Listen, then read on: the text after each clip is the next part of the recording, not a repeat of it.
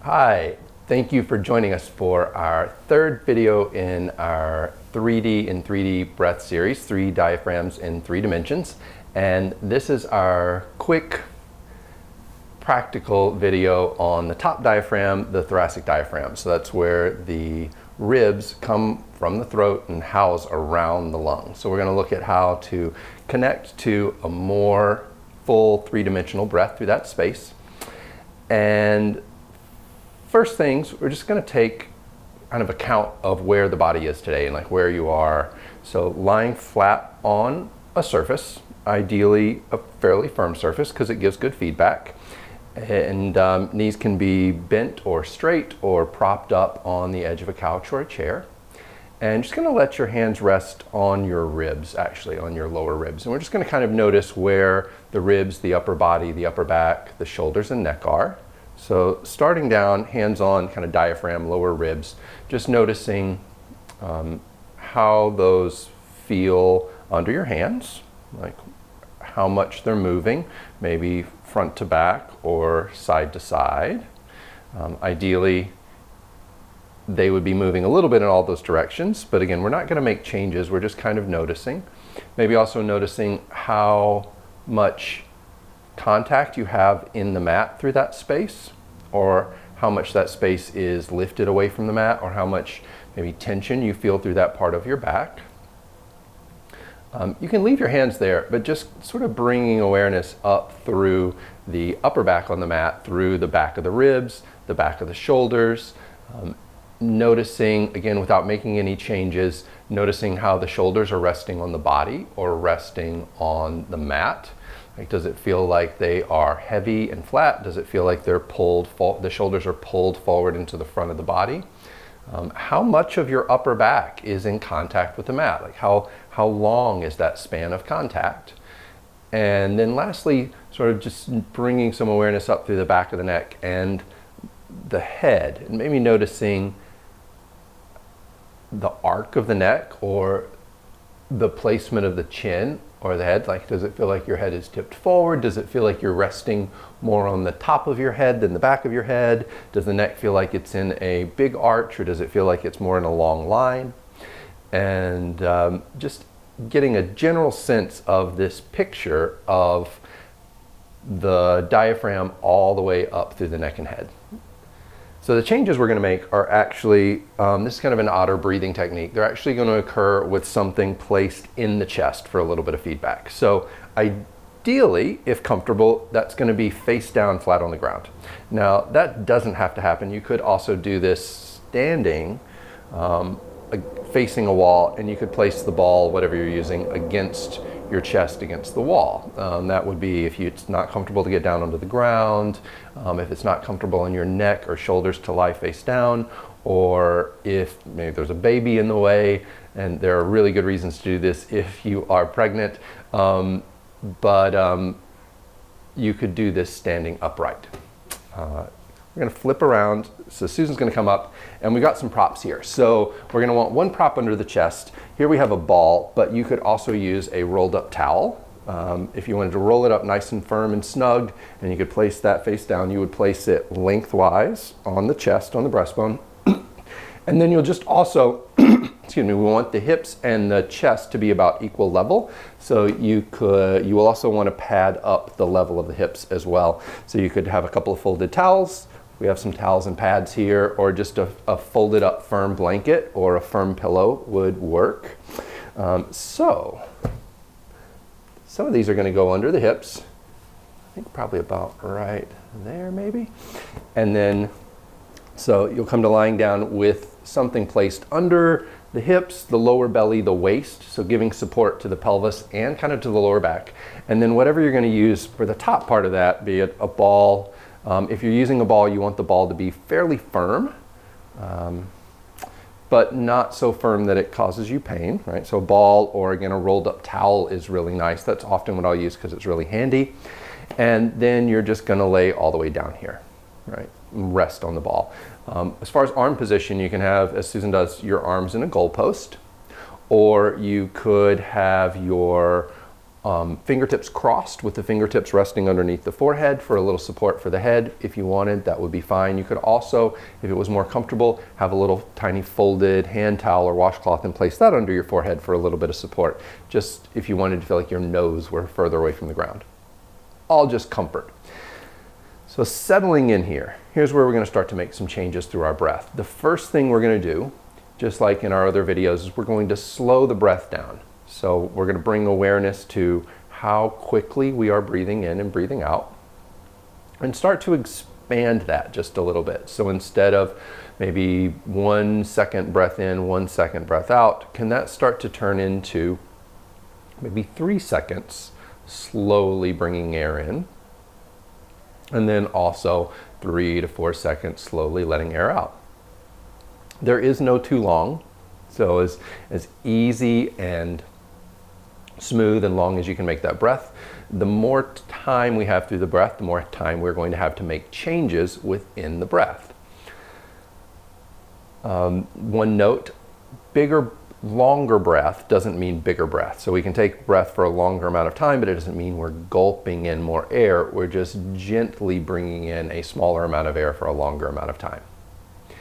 All right, so after we expand the length of our breath a little bit, we're going to bring awareness to how the body is resting in this position. First off, if you've never done this before, your first reaction is going to be, this is uncomfortable. The place where this is sitting on my chest is painful. That is because these muscles and bones and the soft tissue under that space are really stiff, and they are not used to moving in this way. That's actually what we're trying to change. If you've ever had a massage where things were a little uncomfortable, that's why it's uncomfortable. Stuff's stiff. You work out stiffness, stuff stops being as uncomfortable. So as you hang out here, that discomfort should dissipate. It's not bad, doesn't mean that anything negative is happening. The second thing we're going to notice is just how the body's moving in this position again as you breathe in and out. So typically what we see as we breathe in, what you'll feel or notice as you breathe in is that the body rises up away from the surface as you breathe in, and it falls down into the surface as you breathe out. Now, Susan has done this a lot, and so we're not seeing that as much on her. Can you do that? Sure, right, yeah, you can see that inhale and that big rise up of the upper back, and then this exhale and this fall down. So that would be like as you breathe in, your chest is pushing out, right? And we don't want our chest to move in and out when we breathe in and out. We want the chest to be pretty stable.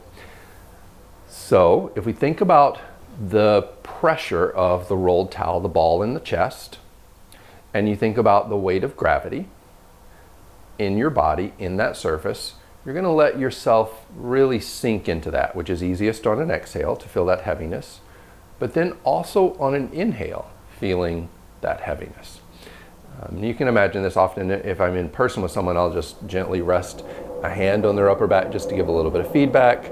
I want you to feel like the back of the spine sinks into the body so that the front of the spine, the breastbone, sink into the surface that you are resting on.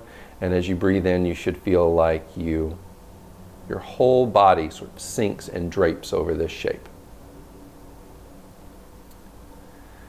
We'll talk about the purpose of this real quick, just because it makes a nice feedback marker. As we do this, what should really happen as we breathe are the ribs should move to the side. They should expand sideward. And because often the breath moves too much in the front, it doesn't move enough in the side. So what you should feel is as you breathe in and you sink into the ball, instead of the breath going forward, because it's sinking into the chest, the breath starts to expand out to the side. So it expands out through the sides of the ribs, it expands out through the shoulders, through the armpits. And as that happens, you should actually start to feel your shoulders start to relax a little more. So as the shoulders maybe start to relax a little more, feel free to kind of wiggle the elbows a little wider, wiggle the forearms a little wider. If that makes your neck feel a little more relaxed, feel free to kind of wiggle the neck a little bit longer. Just kind of adapting to this position as you relax and sort of smooth out and drape into it more. And that's about the entire concept of the thing. We're going to let Susan hang out and breathe here for just another moment, or if you're going along with us, just another moment. And we're going to bring back to another concept that we think about when we're breathing. What makes air come into the body is the expansion of the ribs, right? So as far as the activity of the movement, where we are making the movement happen, where we're using muscles, we're actually trying, again, to feel as though the breastbone pulls deeper into the body, in toward the heart, and that the ribs expand out to the side. And that expansion of the ribs to the side brings air in through the open space, through your nose, through your throat, and down into your lungs. Or the other way of looking at that is, there is again not some motor in the face that you pull air in through your nose and push air down into your lungs. All right, so the face, the nose, the sinuses are a nice free space. And as we work on connecting to a different and more expansive breath through the ribs, air flows in and out of that free space. So our nose, our throat, our sinuses, our jaw are all really nice and relaxed. So that's about it. That's given Susan and you, if you were joining along, hope you were, a few minutes to kind of simmer in this position and let some changes happen. So if you want, you can join in with this part too. Susan's gonna come back up and off of this. And it can be a little shocking on the body sometimes coming out of that. It's like, oh, that pressure came off. So take your time. And then coming back to lying on your back again, just to check back in where we started and take account of what happened and what changed. So if you had a little sense of where and how the body was resting on the mat when we started, a little map in your head of how that worked, we're just going to run through that again. So hands resting back on the ribs and just noticing on the lower ribs, the diaphragm, how they feel placed on the mat into gravity. Maybe if tension through the mid-back, through that part of the ribs has changed, if that feels any heavier into the ground. Noticing the upper back and how much of the upper back is relaxed and in contact with the mat. Maybe noticing, again, the placement of the shoulders. If the shoulders feel rounded forward, relaxed wide, more flat on the mat, just kind of taking account of any changes there. And then up through the neck and head, looking at how arched the head feels. Neck feels, and what part of the head you're resting on, whether or not the chin's sticking out and you're sitting on more the top of the head, or the chin and the neck and jaw are resting flat back and you're sitting more on the back of the head, because ideally, of course, we want to be resting in gravity in a really long, flat, easy position with minimal amount of tension, which hopefully is the case, yes? A little bit, yeah, great. And maybe we'll even do a quick video clip of this side by side and see if we can see a little different side by side and pop that up here. So thank you so much for joining us. This is actually probably the most valuable of our 3 breathing videos.